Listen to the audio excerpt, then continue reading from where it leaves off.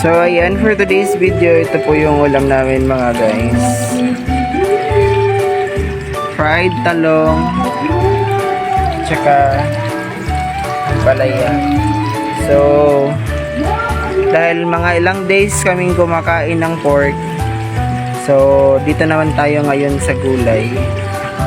So, we'll wait for the time na ma-cook na siya.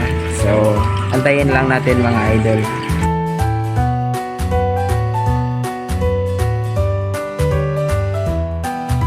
So, ayan guys, tapos na yung talong natin.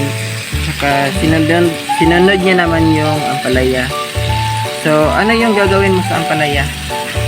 Anong klaseng luto yan? Ampalaya with egg. So, ayun nga, ampalaya with egg naman yung susunod niyang lutuin mga guys. So, ayan, we will wait na naman for another cook. So, antayin natin maluto yan mga guys.